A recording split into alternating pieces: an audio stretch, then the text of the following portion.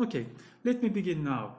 The university administration tells us that we have to record about 20-minute long videos for each session. So this is going to be about, 17, 18 minutes or 19 minutes, and then I will end the session and I will begin the next session. And for three sessions, I will have to do that. Okay, lesbian and gay criticism. Well, this theory has emerged prominently as a distinct field only in the 1990s, so it's quite a new theory. There isn't much written about it.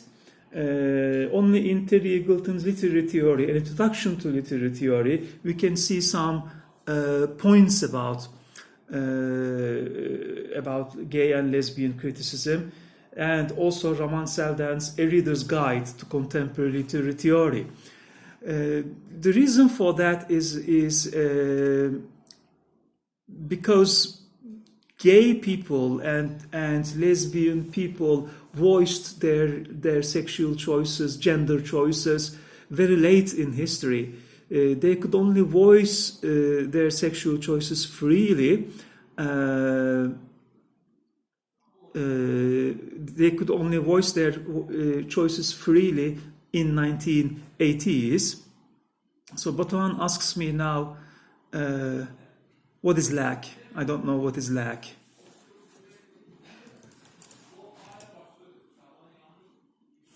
Oh, delay. Okay, there's delay. Oh well, I don't know why there's a delay. I cannot solve the problem now, because in the online live courses there's always a delay like this, and this is why I'm trying to record it. I think it should be okay. As I say, follow me as much as you can now, and if you can't follow this one, I'm also recording in my mobile phone, and I'm going to share that on YouTube and share the link of it with you.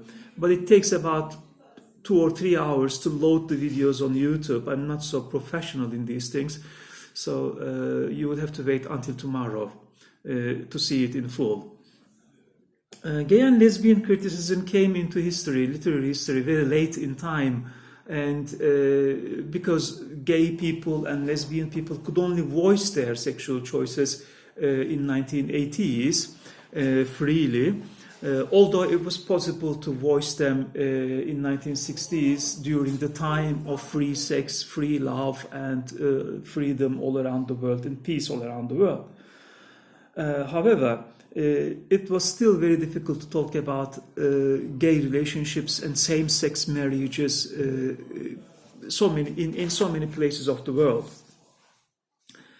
Lesbian criticism is not of exclusive interest to gays and lesbians, and it may be helpful in defining the nature of this field to make an initial comparison with feminist criticism. So in a very similar way to feminist criticism, we apply deconstruction to the texts in order to understand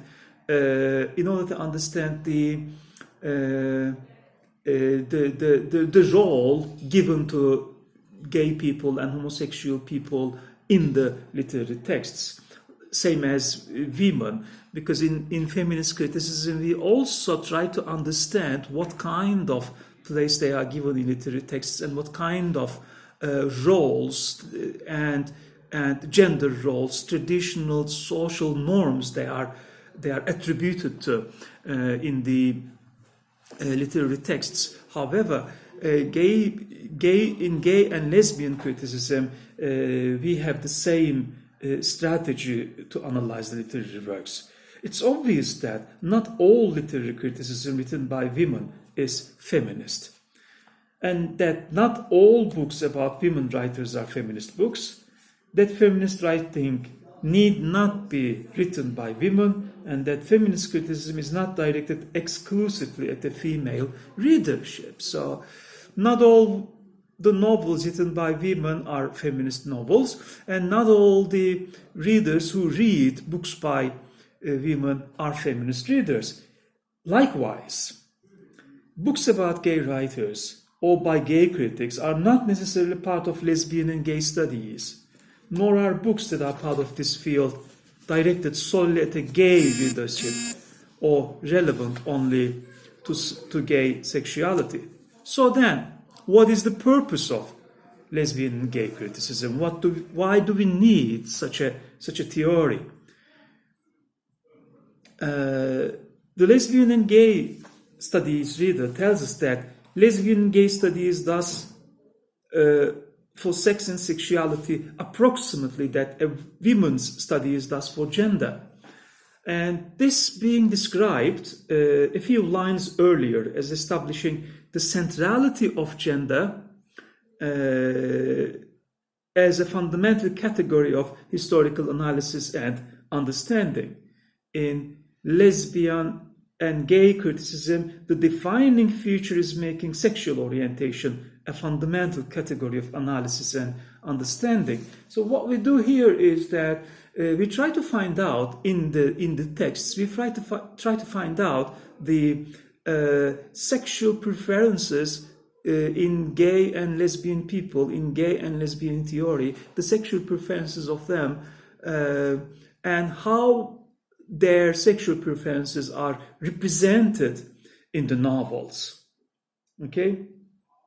And like feminist criticism, it has social and political aims, in particular an oppositional design upon society, because it is informed by resistance to homophobia, which means fear and prejudice against homosexuality and heterosexism, and to the ideological and institutional practices of heterosexual privilege. So let's try to define this concept, which is called heterosexuality or heteronormativity.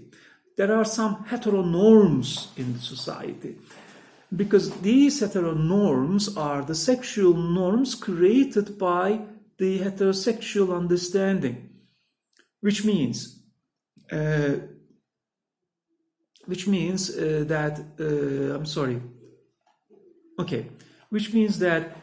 the norms of the society usually attribute or usually advise certain heterosexual roles to man and women. As we said in feminist criticism, we are born either male or female, but we learn how to become a woman and a man in society because of the social norms created by the society that we are born into. And this society also creates certain heteronormativity, which I call heteronormativity. And in heteronormativity, I'm typing the term here as a message to you.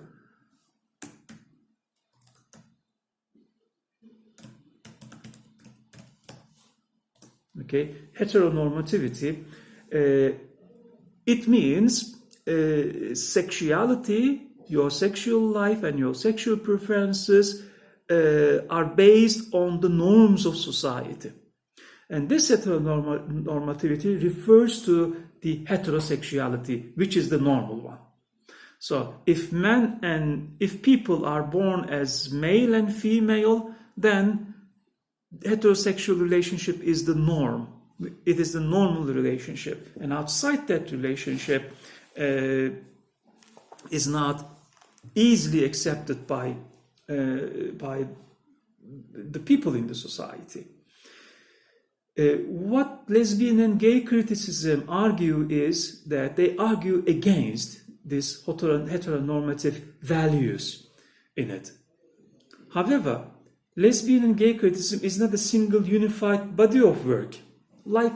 Very much like feminist criticism, lesbian and gay criticism is also very eclectic.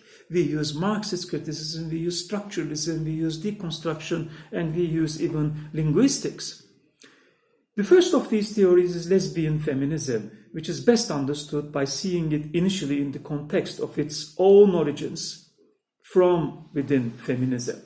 The origins of lesbian feminism come from within the feminist theory and within the feminist movement. And for lesbian studies emerged in 1980s as a kind of annex of feminist criticism before acquiring disciplinary independence. So it was a part of feminist theory, but then they acquired an independent status in literary critical studies. Indeed, one reading of the academic situation in 1990s would be that feminism has become so successful and so institutionalized that lesbian studies now occupies the radical ground vacated by feminism. So, lesbian criticism might be said to be a radical approach within the feminist studies.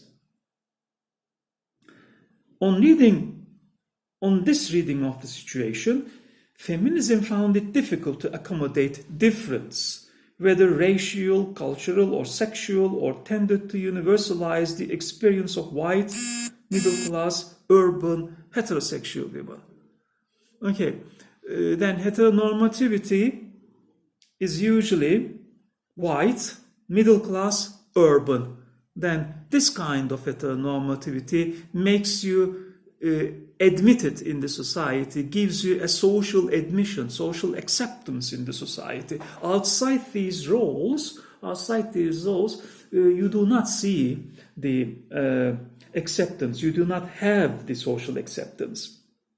This case is memorably put, for instance, Ain't I a Woman? Black Women and Feminism by Bell Hooks. The critic Bell Hooks necessarily and insistently spells her name with uncapital letters. Okay, not capital letters, but uncapital. Bell Hooks, uncapitalized. First published in 1982. A similar accusation against feminism was made by lesbian critics. Feminism assumed that there existed an essential female identity which all women had in common, irrespective of differences of race, class, or sexual orientation. Bonnie Zimmerman, among others, in a well-known essay, What Has Never Been, an overview of lesbian feminist criticism, attacked this essentialism, pointing out the perpetual screen of heterosexism. So, what do we mean by essentialism? So, essentiality can also be interpreted as absolutism. Absolutism means that you believe in absolute truths, but there's no absolute truth, as we discussed in Plato. There's no absolute truth. Essentialism believes there are essentials of everything. So lesbian criticism argues against essential. There are no essentials. You don't essentially have to be a woman. You don't have to essentially be a man. So they are against absolutism and they're against essentiality. Classic feminism then had marginalized or ignored lesbianism because they were seeking for equality. They were seeking for equality of genders in the society, and in order to be a feminist, you had to be a woman, not a lesbian. So the state of affairs was countered by arguing that, on the contrary, lesbianism should be regarded as the most complete form of feminism. They argued that they completed themselves as feminists. They completed themselves by being lesbians, so they excluded the male identity. This is argued in another crucial essay in the development of lesbian feminism. The woman-identified woman by the radical lesbian collective. The lesbian feminist position identified by radical feminists makes lesbianism central to feminism. Because if you are arguing about the rights of women, if you're arguing about the equality of genders in the society, according to the lesbian feminists, you have to, if you want to complete yourself as a feminist, then you have to be a lesbian. Right. The conflict between heterosexual feminists and lesbians thus opened up. So it's very clear. Lesbians were against heterosexual feminists. All right? And heterosexual feminists believed that the essentiality of feminism is to become a woman. On the other hand, lesbians thought that no, lesbianism is not a female identity, it's a different suggestion, it's a different choice, a third sex. The concept of lesbian continuum on page 142, the concept of lesbian continuum therefore designates a wide variety of female behavior, running, for instance, from informal mutual help networks set up by women within particular professions and institutions, through supportive female friendships, and finally to sexual relationships. Okay, now this video is about 19 minutes now, approaching the 20 minutes. I have to close the session and I will open the second session 5 minutes later. All right, see you later. Thank you for joining me. See you in 5 minutes.